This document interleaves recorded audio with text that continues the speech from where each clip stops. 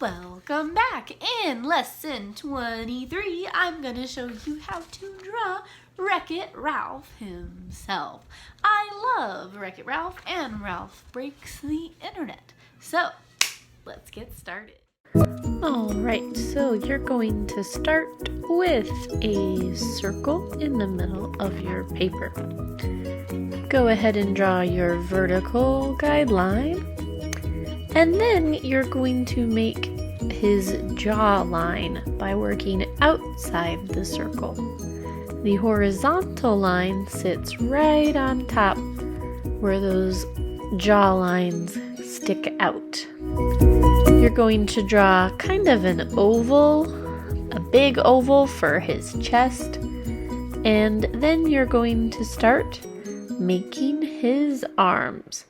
They are going up above his head, and so you need to make sure they are big and thick and pointing upward. I am doing that by drawing 3 different shapes: a square, a trapezoid, not a trapezoid, and a rectangle. Alright, then 2 really big squares for his hands. Next, you are going to make a rather large circle in the center of his face for his nose. It's just under the horizontal line.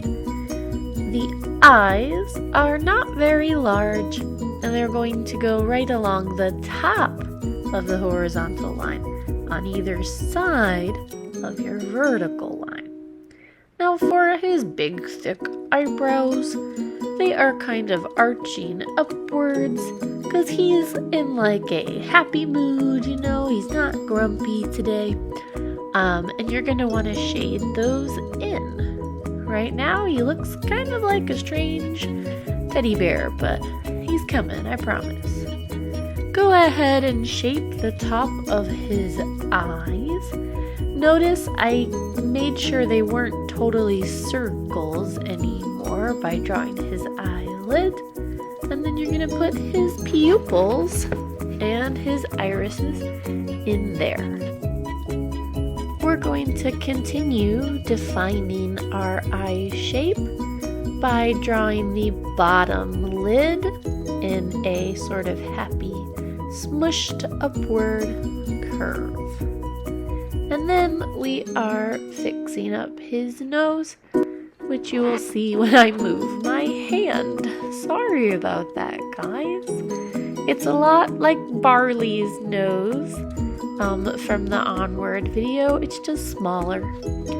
We're going to give him a big wide smirk with a little dimple at the corner of his mouth. Now he's got a pretty big head. His forehead is pretty tall, and he has a curved widow's peak hairline. So it's almost like a very loose M or a wave at the top. And then I made his jaw, the bottom of his face, his chin, a little bit larger because I thought he looked just not quite right. So you can see how much I kind of increased that. His ears are almost squares, and they're pretty big like Vanellope's. And then his hair, since he's a video game character, is very spiky, and you can see it's made of different pieces.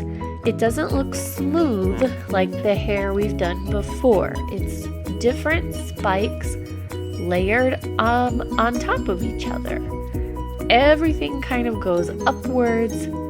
He doesn't have too much hair though. If you make his hair too tall, he won't really look like this character. You also need to make sure he has fuzzy sideburns next to his ears, because that's a very defining part of his character design. Next, you are going to draw his V-neck shirt It's not a perfect V-neck. See how it's a little rounded and it just goes down a little bit? But he really doesn't have a neck the way we would normally draw a neck, okay? So watch out for that. Then you are going to make his shirt sleeves, and they are frayed and ripped. See how I followed where the line of that first square is? And that's where I made the edge of his sleeve. That's what you're going to do, okay? And I also rounded out his muscles a little bit. Now I am drawing one strap of his overalls. He doesn't wear both, he just wears one. That's just a long rectangular shape, like a long noodle. And then you can kind of do whatever you want for the end where the clasp is. It's just kind of a rectangle. So, yeah, then you can draw like a diagonal line for the slope of his overall. I'm sorry you can't really see, guys. It happens a lot. I wasn't paying attention to my hand, but there, you can see it there.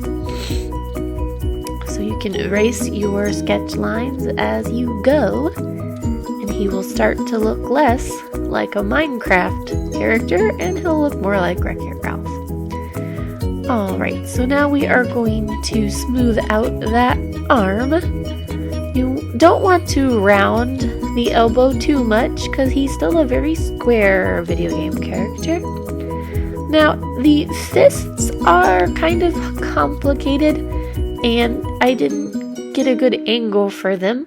But you can see how I make one thumb on the inside and then kind of have a folded over line and then turn that into fingers. I know it's not a great example for you. I'm so sorry about that. But any way you want to make his hands is fine. And honestly, the more square they are, the better, because he's just a really, really square character. Now on this side, you can see much better. We take away a little bit of the squareness on the outside of the hand. We make a big folded over line where all the fingers go, and then just draw vertical lines and put a couple creases in the palm of his hand. Now you can add the collar to his shirt, and his shirt is like a I can't think of the word, but it's checkered. It's like a crisscross shirt. So remember, just like in Owen, these lines aren't perfectly straight. They curve around his figure, around his body, so that it looks like it's fabric on someone, not just a drawing. Now we're going to use our super speed to outline and color.